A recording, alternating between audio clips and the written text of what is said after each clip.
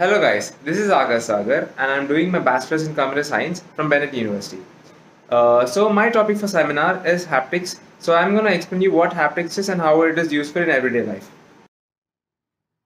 So yeah guys, so I'm gonna tell you about haptic technologies as I choose haptic technology to be very interesting as for a topic for the seminar subject. So I'm gonna get you to what are the basics of the haptic technology, how it has been developed through ages, and how the haptic technology has been using in the day-to-day life. So I'm gonna get you all through a basic introduction about what haptic technology really is. Haptic technology or haptics is a tactile feedback technology which takes advantage of the sense by the sense of touch or by applying forces, vibration or by motion of the user. Haptic technology does the same work what computer graphics does for vision. It is the same but in different manner. Haptics are enabled by actuators that apply forces to the skin for touch feedback and controllers. The actuators provide mechanical motion in response to the electrical stimulus. Why is it called haptics? The word haptics comes from a Greek word haptikos, means pertaining to the sense of touch and comes from the Greek verb haptesthai, meaning to contact or to touch. In other terms, touch can result in many different psychological reactions.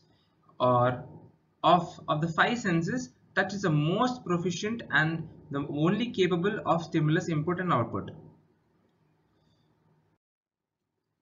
The generation of haptics, how haptics has been evolved through generations. For the first generation haptics, you use of electromagnetic technologies which produce a limited range of sensations. When it comes to the second generation, touch coordinate specific responses, allowing the haptic effects to be localized to the position on the screen or the touch panel rather than the whole device. Later on, in the third generation, delivers both touch and coordinate specific responses and customized haptic effects. And then later on, the last fourth generation, the pressure sensitive, that is, how hard you press on the flat surface can affect the response. These are the four generations of and or you can call that the evolution of haptics.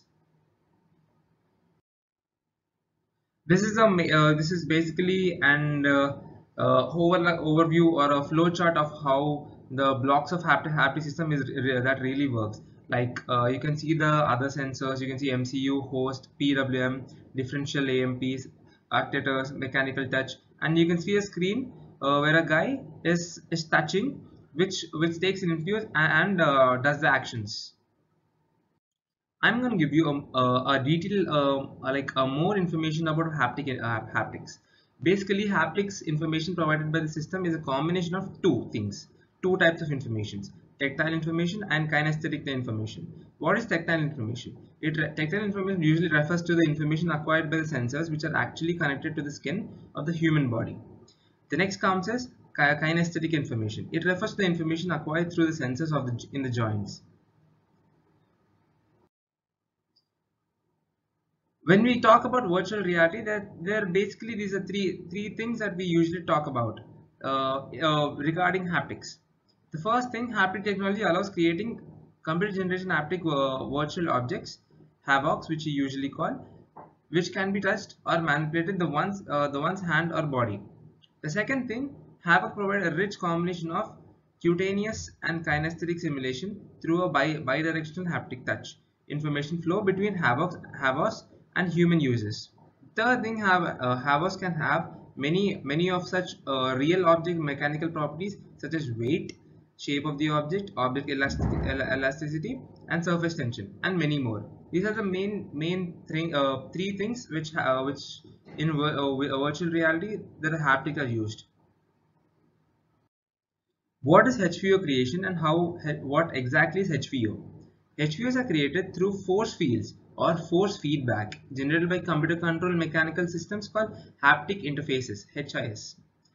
And HI delivers the force feedback to a person, hands or body. This reproduces major aspects of what actually happens when touching real and everyday objects. Now let's go to the next slide.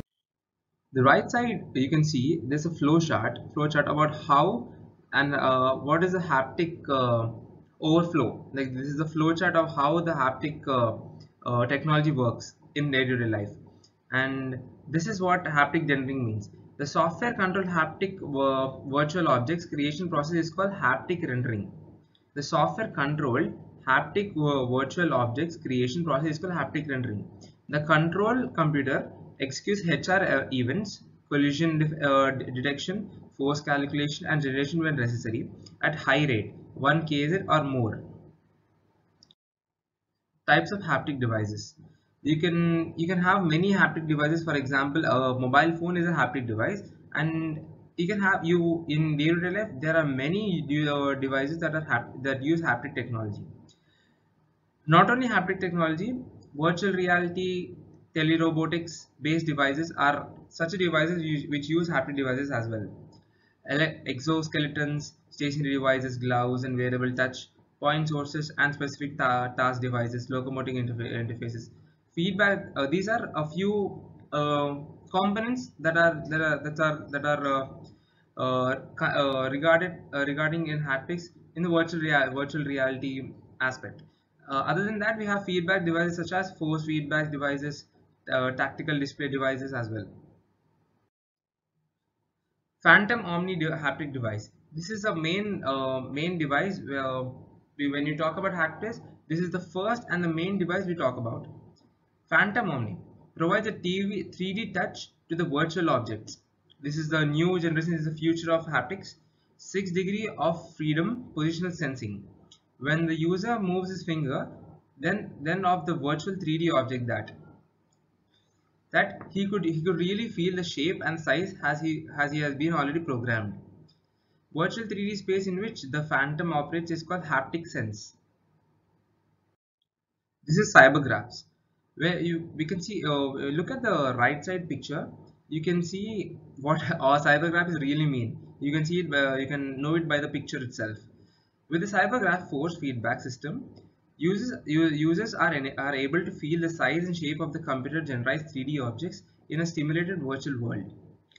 For the constants of the cybergraphs are force 12 newtons per finger max, continuous interface Ethernet, allows 4 dots for each finger, adapted to different sizes of the finger. Maglev Haptics. This consists of two ball-shaped objects powered by electromagnets. A joystick floats around with a tracking sensor that relays its position back to the Linux Fedora-powered computer. Users could interact with 3D shapes using these joysticks, moving the shapes back and forth between each hand, getting feedback of the collision and a feel for the volume, weight of the objects. The main how it is used, it is shown in the next slide. I'll just let you know.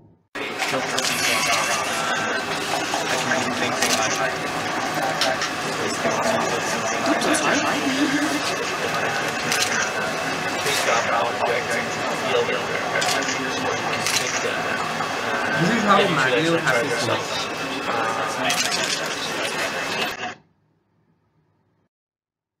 Later on.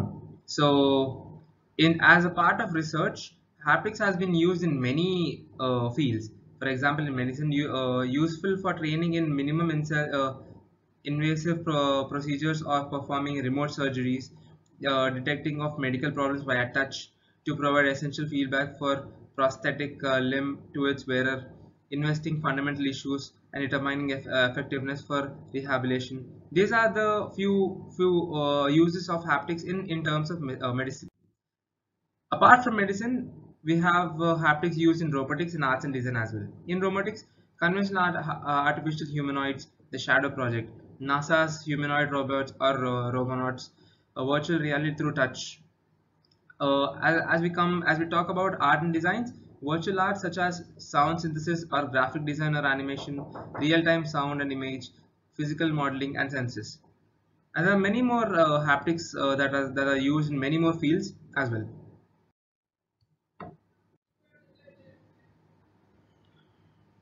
Not only that, haptics has a future applications as well. When you talk about holographic interactions, the feedback allows the user to interact with hologram and receive tactical response as if the holographic object were real.